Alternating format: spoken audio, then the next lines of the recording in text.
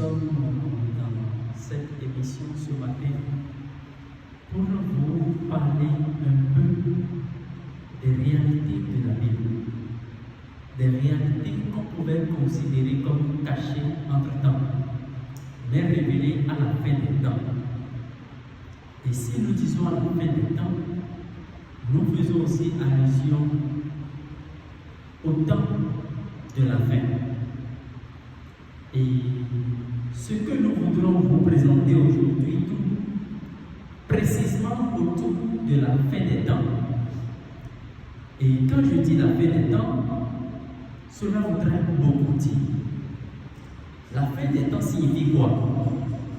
C'est la fin de tout système, de tout ce que nous sommes en train de voir dans ce monde, du système solaire et de la Terre.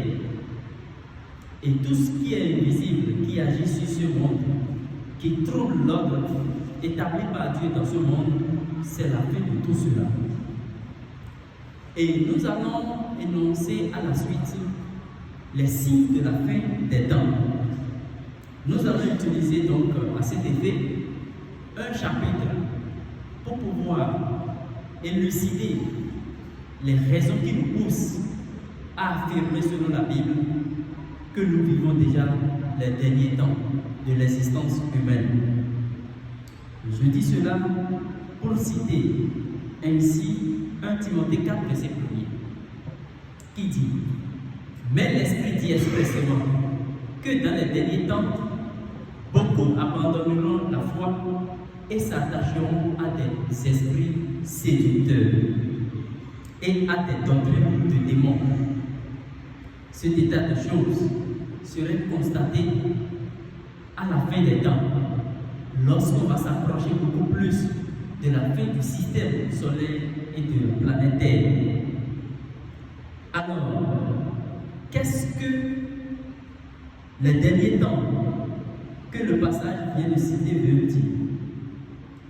Quand nous regardons dans Luc 16, verset 16, il nous est dit: la loi et les prophètes ont subsisté jusqu'à Jean. Et dès lors, le royaume des cieux est annoncé à tout le monde, et chacun use de violence pour y entrer. Donc, tous ceux qui considèrent que les naissances qui naissent à partir des années 2000, à partir des années 1950, nous disons à tous ceux-là de se détromper, car tous, autant que nous sommes, quelle que soit l'église qui existe aujourd'hui, sachez bien que toutes les églises qui ont commencé par exister à partir de l'acte des apôtres, toutes ces églises sont dans les temps de la fin. Et j'aime bien de citer, il a été dit: la loi et les prophètes ont subsisté jusqu'à Jean.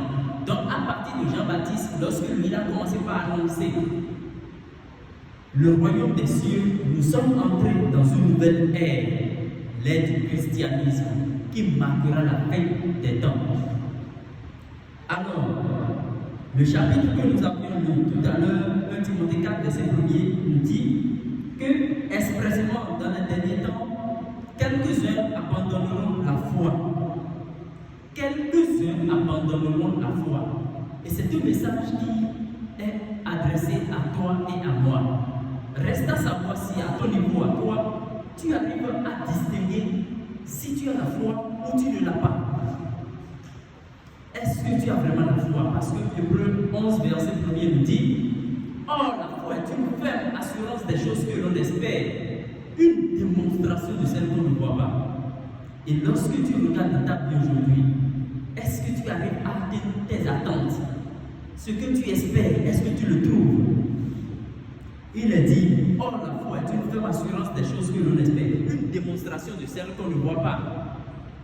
Une démonstration de celle qu'on ne voit pas, c'est-à-dire tu n'as pas encore vu, mais tu crois et tu sais que tu l'auras. C'est ce qu'on appelle la foi. Maintenant, il y a quelqu'un dont nous voulons te parler. C'est lui le père fondateur de la foi. C'est lui la racine, le socle de la foi. Et la Bible nous dit: il est le consommateur de la foi. Il s'agit bien du Fils unique de Dieu, le digne Fils de Dieu, Jésus-Christ. Et j'aimerais te parler un tout petit peu de lui. Jésus-Christ sans trop parler, je vais te dire que Jésus-Christ est celui qui est mort pour nous. Et à la croix, il a versé du sang et de l'eau. Dans Jean 19, verset 34, que je suis en train de citer.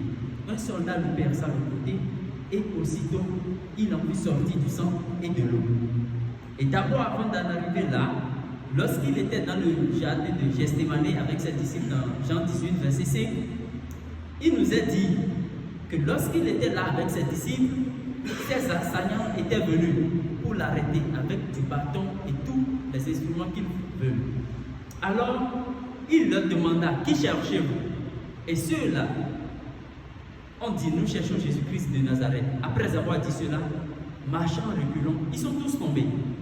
Mais dites-moi, vous et moi, de vous à moi, quelqu'un à qui vous parlez et il tombe, est-ce que celui-là est venu seulement dans sa chair, dans son corps? Non, sûrement pas. Sinon, toi aussi, si tu me parles, supposons que tu me parles, tu tombes.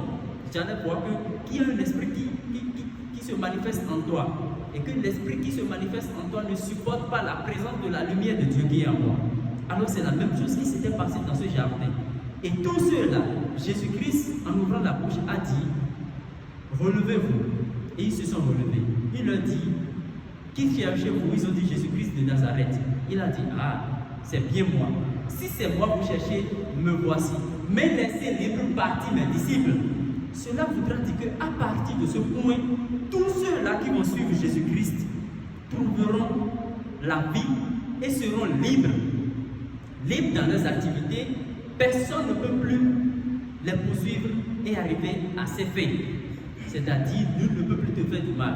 Donc, ces séances de délivrance que nous observons aujourd'hui dans les églises, j'aimerais vous dire, ça fait partie de ce qu'on pouvait voir à la fin des temps.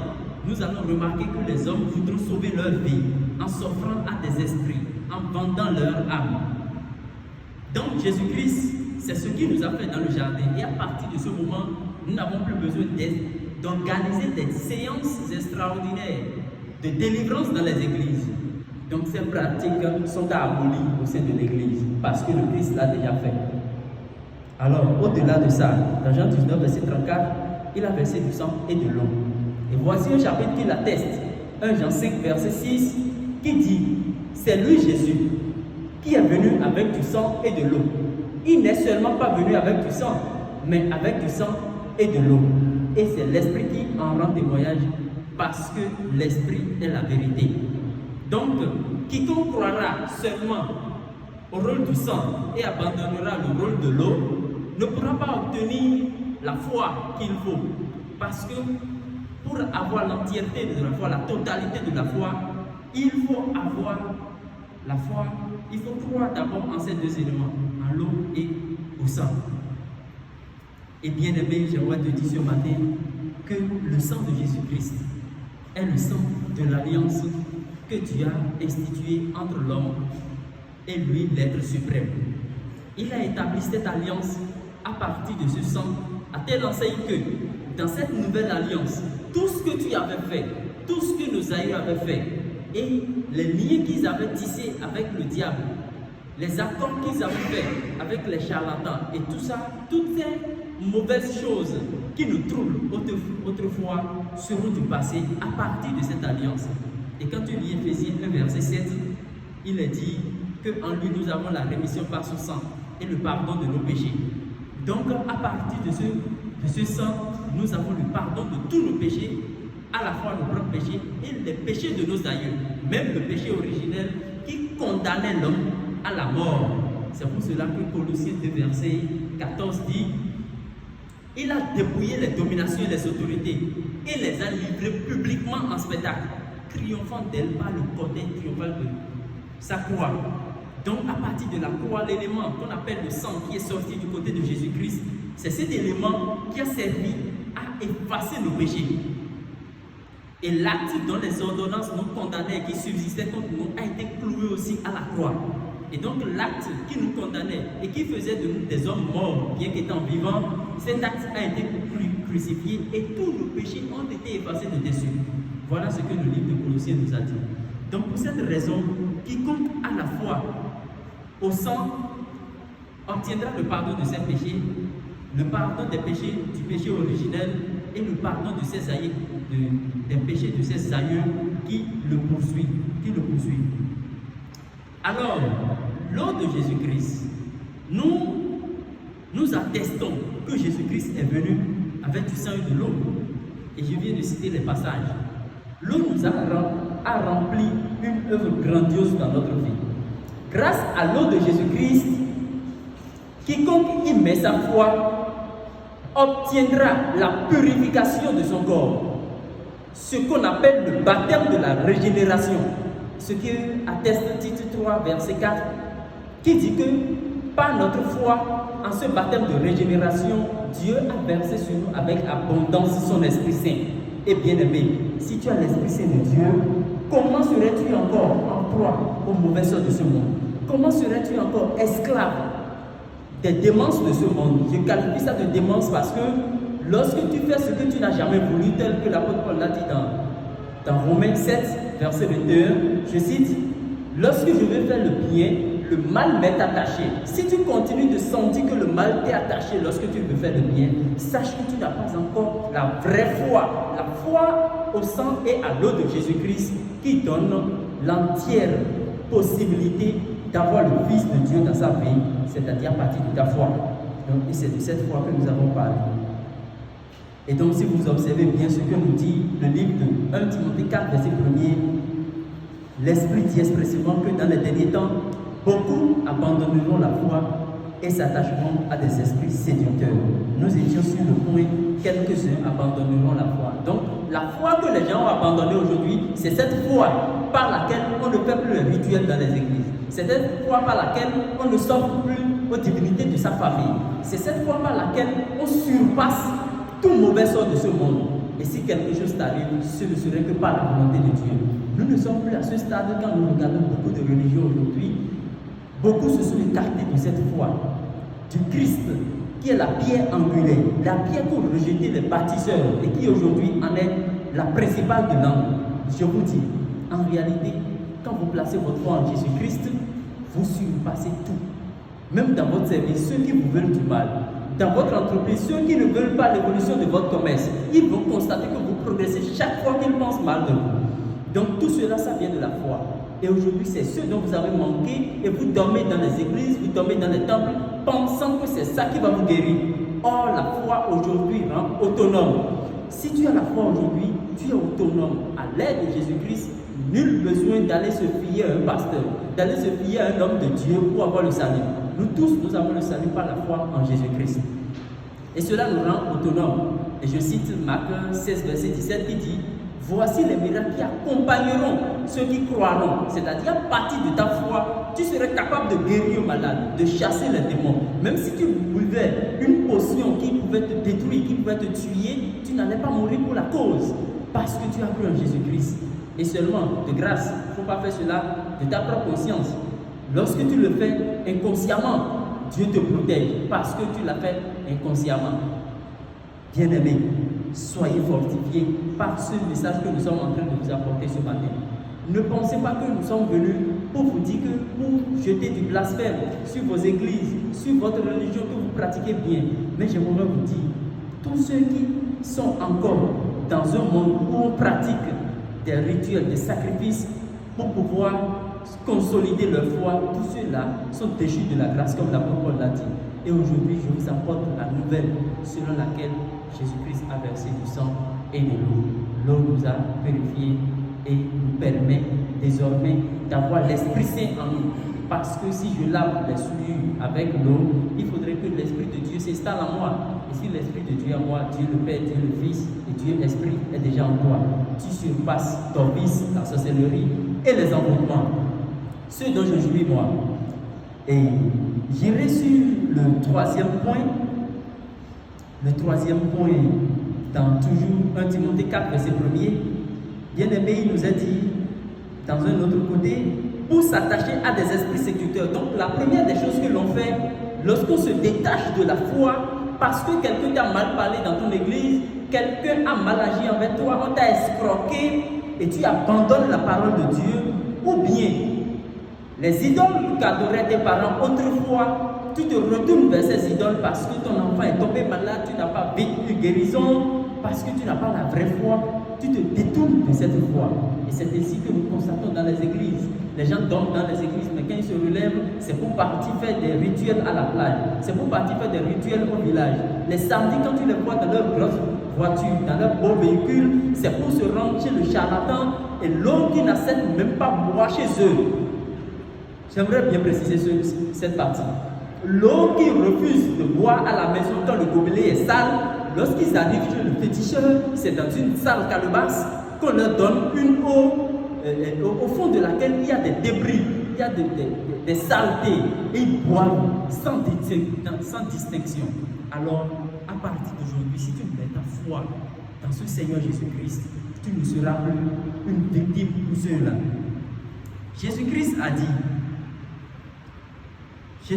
dit dans le livre de Jean 15, verset 5, je cite, « Si quelqu'un parmi vous n'est pas accolé, n'est pas attaché au vrai sarment, il ne peut pas porter de fruits. » Et il a cité à la suite, « Sans moi, vous ne pouvez rien faire. » Donc sans Jésus-Christ, ceux-là qui prétendent avoir la foi, à la suite, ils vont abandonner. Et c'est ce que la Bible nous dit. Ils vont s'attacher à des esprits séducteurs.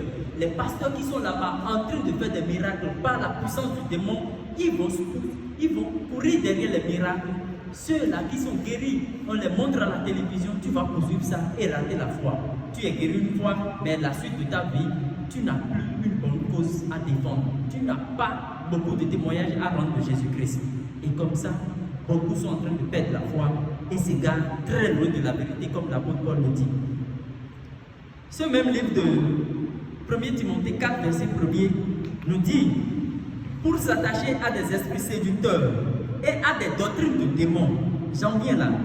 Il y a des églises aujourd'hui, nous voyons que ces pratiques malsaines, cette doctrine de démons qu'on avait rejetée déjà au temps de Moïse dans Exode 20 que je suis en train de citer, Dieu a dit, ne faites aucune représentation des choses qui sont dans les cieux, sur la terre, dans les airs, sur la mer. Mais ceux-là, nous constatons qu'ils font ces représentations, ces statues que nous voyons dans les églises, la statue de la Vierge Marie, on est on s'agenouille pour ça. Lorsqu'on lève le pain de proposition dans les églises, nous voyons que les fidèles sont là à raconter des choses. Donne-moi ci, Seigneur, donne-moi ça, Seigneur. Pensant qu'ils sont en train de prendre le corps de Jésus dans la bouche. Le corps de Jésus ne se prend pas. Au contraire, il a dit de se dépouiller de sa vieille nature. Donc, il y a une nature dont on devrait se dépouiller. Et vous allez voir que lorsque Jésus a été crucifié, cette nature aussi, le corps pécheresse, a été crucifié aussi, le corps pécheur plutôt, a été crucifié et ce corps a été enterré dans la tombe. Pour cette raison, nous devons tuer le corps afin de faire vérifier là. Je dis cela parce qu'il est dit, il s'attache aux doctrines du démon. Et quiconque va plus loin, la Bible nous l'a dit, quiconque va plus loin et va au-delà de la connaissance de Christ n'a pas Dieu. Donc vous tous qui continuez toujours à pratiquer ces choses, sachez que dans la fin des temps, ce sont ces choses qu'on devrait remarquer. Et effectivement, vous en avez. Donc à la fin des temps, lorsque nous le voyons déjà, ces choses se manifestent. Et nous les voyons dans vos vies. Nous implorons le Père. Nous vous implorons vous tous de donner votre vie à Jésus-Christ.